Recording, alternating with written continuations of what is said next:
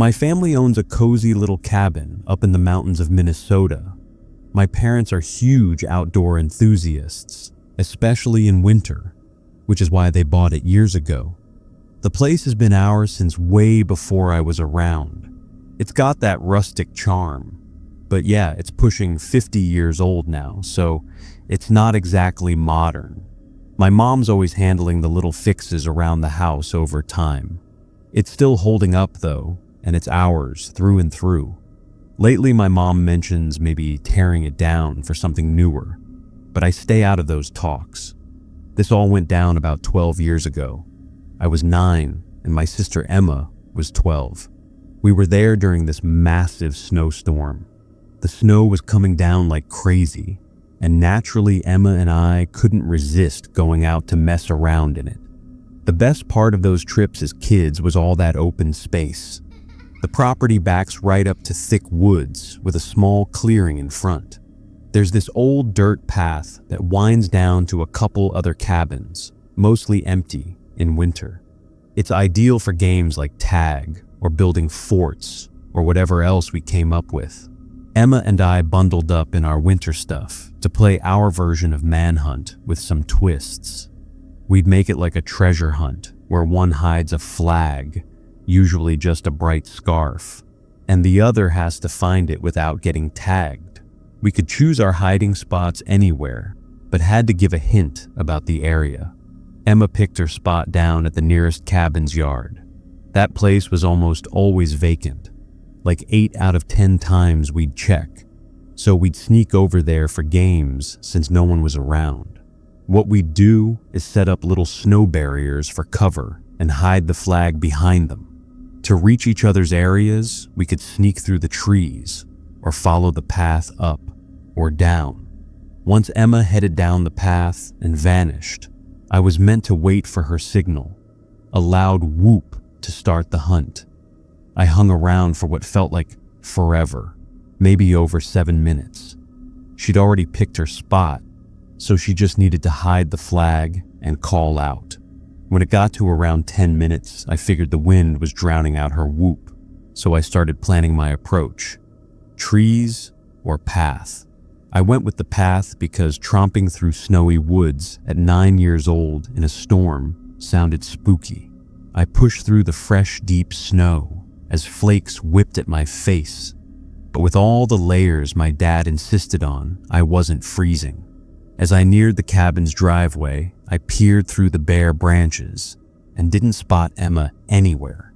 With the trees leafless in winter, you could see pretty far, so I slipped onto the property via the woods to sneak up. But Emma was totally gone. I saw her snow barrier, so I scanned around. And once I knew she wasn't lurking, I went for the flag. But before I could, a man's voice called out, "Hey kid, looking for your sister?" I spun toward the sound, and there was this older guy at the cabin side door. I shouted back, "Yeah, we're just playing," he said. "Your sister's not out here." I got super confused. I started heading toward the steps, and as I got closer, the guy's features sharpened. To my kid brain, he seemed older than he probably was. As I approached, I noticed someone peeking from a downstairs window.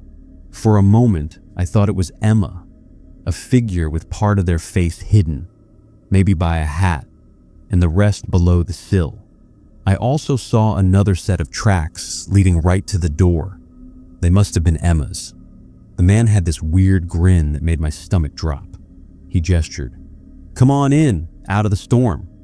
I froze and yelled, "Emma!" No answer. The man's grin faded. He wasn't expecting that. I spotted that the other tracks doubled back. Like if it was Emma, she'd turned around and bolted for the trees. Then I heard creaking footsteps inside, like someone coming from another room. I started backing away, and the man barked something I couldn't make out, maybe at me or whoever was inside. I glanced back once and the window watcher was gone. I dashed off the yard, back to the path, following my own prints up the hill.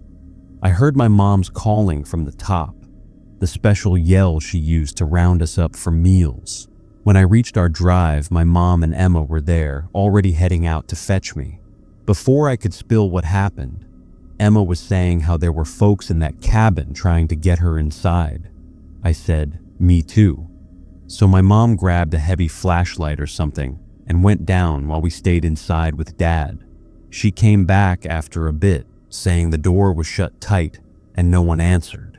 We went to the other neighbors who knew the owners, and they phoned them. This bit still creeps me out when my mom recalls it. The owners weren't up that weekend. No one should have been in there. Police got called and all. Emma and I talked to an officer about the man. After that, we were out of it. Per my mom, the side door was ajar, but the search found zilch. For safety, my parents packed up any valuables in case of theft when we left. From then on, we avoided that cabin's yard, just from the eerie vibe of that day. Thank heavens we didn't step inside that place. It was around mid-November last year, right as the first heavy snows started blanketing the mountains. I was 19, home from my first semester at college, and I'd picked up some gig work driving for a rideshare app to cover gas and tuition stuff. My hometown's up in the Rockies, small, isolated, with roads that snake through endless pines and drop-offs that could swallow you whole. Winters there aren't forgiving. The cold bites deep, and blizzards can turn a quick trip into a nightmare. That night, it wasn't a full storm yet, but flurries were picking up, dusting the highways and making the asphalt slick. Most folks hunkered down early, but I was out grinding for tips. Orders had been steady. Airport runs, grocery pickups. But around 9:30 p.m., things slowed. I was about to call it quits when a request popped up. It was a bit further out than usual, maybe 45 minutes into the backcountry, near an old logging road that led to some scattered cabins. The passenger note said, "Pick up at Trailhead Pullout, urgent, cash tip." No name, just coordinates. I figured it was someone stranded after a hike or ski. Maybe their car broke down. The payout was decent, so I accepted. The drive out was quiet at first. My headlights cut through the falling snow, turning it into a tunnel of white specks. Radio static mostly, since signal drops out there. I passed the last gas station, its lights fading in my rear view, and turned onto the narrower road. It climbed steep, switchbacks hugging cliffs, with guardrails buried under drifts. No other cars. Everyone smarter than me had stayed in. By 10:15, I reached the spot. It was a wide turnout, the kind for scenic views in summer, but now just a snow-covered lot edged by dense forest. No lights, no signs of life.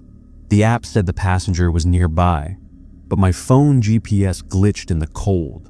I idled the engine, heater blasting, and texted the rider, "Here at the pullout. Where are you?" No reply. Minutes ticked by. Snow built on my windshield, and I wiped it with the wipers every so often. I thought about canceling. Policy says if they no-show after 5 minutes, you can bail.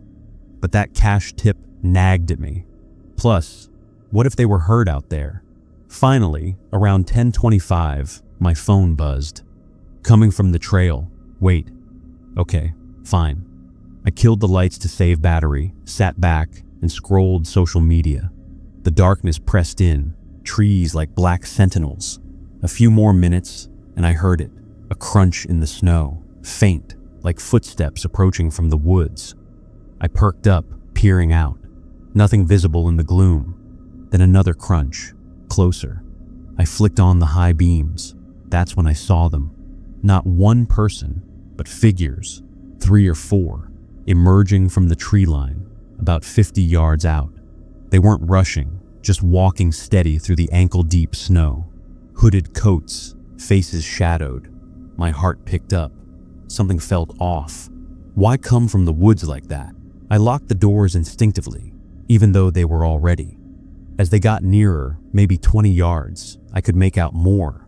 Bulky builds, no backpacks or gear like hikers. One carried something long, like a tool or pipe. I texted again. "You the rider? Wave if so." No response. They kept coming, spreading out a bit, like flanking the car. Panic crept in. This wasn't right. I started the engine, but kept lights on them. The lead one raised a hand. Not a wave, more like signaling the others. That's when they quickened pace. My mind raced. Stories I'd heard. Locals talking about drifters in the passes, preying on stranded drivers. Or worse, setups for carjacking. I threw the car in reverse, but the turnout was iced. Tires spun a second before catching. As I backed up, one lunged for the passenger door, yanking the handle. The lock held. Another banged on the window, face close.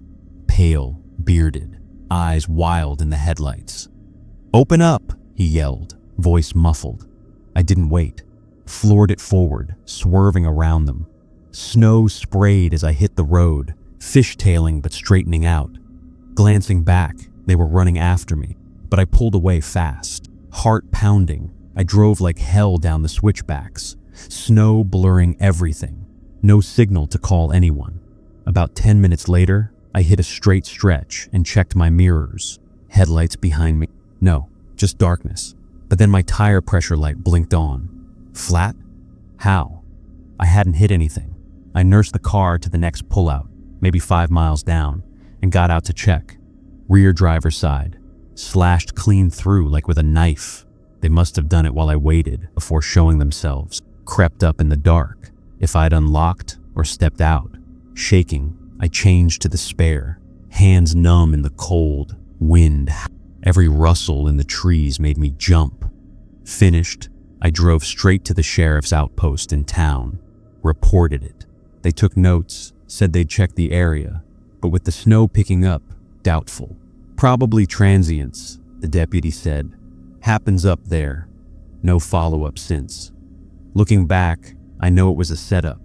The app request was fake. Account deleted by morning. They lured me out, slashed the tire to strand me if I escaped. What if I'd waited longer? Or if the doors weren't locked? That isolation, the endless white nothing. It's haunted me.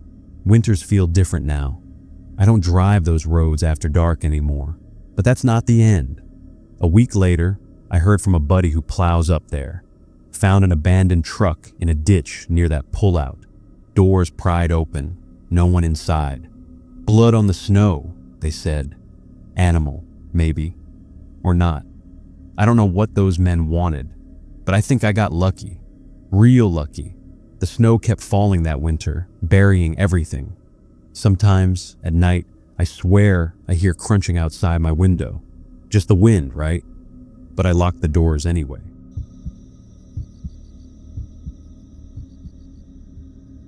I'm 30 now, but this happened 3 years ago. It was late October, right around Halloween actually, and I'd called out sick from work that day because I was dealing with a nasty flu. My job at the time was in customer service for a tech company, mostly remote, so faking a sick day wasn't hard. I just emailed my boss and logged off everything. I lived alone in a small rental house on the edge of a quiet suburb, the kind where neighbors keep to themselves. With the holiday coming up, decorations were already popping up everywhere, but I hadn't bothered with any. I spent most of the day in bed, dozing on and off, sipping tea, and binge-watching shows on my laptop to pass the time. By evening, I felt a bit better, enough to get up and make some soup in the kitchen. The sun had set early, like it does that time of year, and it was pitch dark outside by 6 p.m. I remember glancing out the window and seeing a few kids in costumes practicing their trick-or-treating routes down the street. But the wind was picking up, rattling the leaves, so most people were inside. I ate at the counter, scrolling my phone, when I noticed a faint light bobbing around in the backyard. It looked like a phone flashlight or something small, sweeping back and forth near the fence. I figured it was a neighbor looking for their dog, or maybe kids messing around before Halloween. I watched it for a minute from the kitchen window, but it vanished behind the shed, and I didn't think much more of it. Why would I? I finished eating, rinsed the bowl, and headed back upstairs to my bedroom to crash early. The house was old, so it creaked a lot in the wind, but nothing out of the ordinary. Over the next hour or so, as I lay in bed, half watching TV, those creaks started sounding off. Louder maybe, or just different, like footsteps on the stairs. But when I'd pause the show and listen, it'd stop. I chalked it up to the flu making me paranoid, or the wind getting stronger outside. Halloween vibes, right? Around 8 p.m., there was a sharper noise, a scrape, like something dragging across wood. It came from downstairs, definitely. My heart picked up a bit, but I told myself it was probably the cat from next door that sometimes snuck in through the loose basement window. I got up, grabbed my phone for the flashlight, and crept to the top of the stairs. Everything looked normal down there in the dim hall light. I called out, "Hello?" like an idiot in a horror movie, but no answer. I went down slowly, checking the living room, kitchen, nothing. The back door was locked, front too. I even peeked in the basement, but it was empty. Shrugging it off, I headed back up, feeling silly. Back in bed, I dimmed the lights and tried to relax. But then, maybe 20 minutes later, another sound. A soft thud, like a door closing quietly. This time, it felt closer, maybe from the hallway outside my room. I sat up, straining to hear over my own breathing. Nothing. Then, creak, creak, like weight shifting on the floorboards. That's when the power flickered once and went out completely. The TV died, the room went black, and the whole house was silent except for the wind howling outside. I froze, thinking it was just the weather. Power outages happen sometimes in storms, but there wasn't a storm. It was just windy. I fumbled for my phone on the nightstand, turning on the flashlight. The battery was low. Great. I stepped out into the hallway, shining the light around. Empty. I started toward the stairs to check the breaker in the basement, heart pounding now. Halfway down, I heard it. Breathing. Heavy. Muffled. Coming from somewhere below. I stopped dead. It wasn't the wind. It was someone trying to stay quiet. Then, a shadow shifted at the bottom of the stairs. Tall, human-shaped, just for a second in the edge of my phone light. Panic hit like a wave.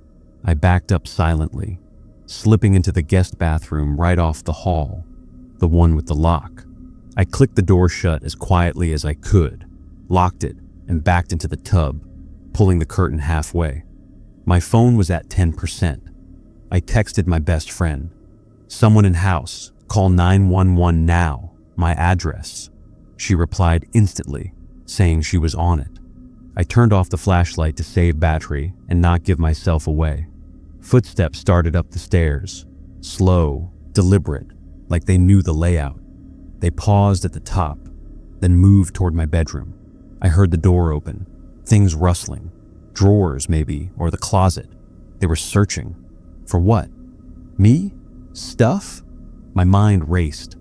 Had I mentioned being homesick to anyone? Posted online? The footsteps came back out, closer now, stopping right outside the bathroom door. I held my breath, phone clutched tight, screen dimmed. The knob jiggled softly, then harder. They were testing it. I bit my lip to not make a sound, tears streaming down my face. The jiggling stopped, but I heard them breathing on the other side, waiting. Minutes dragged, felt like hours.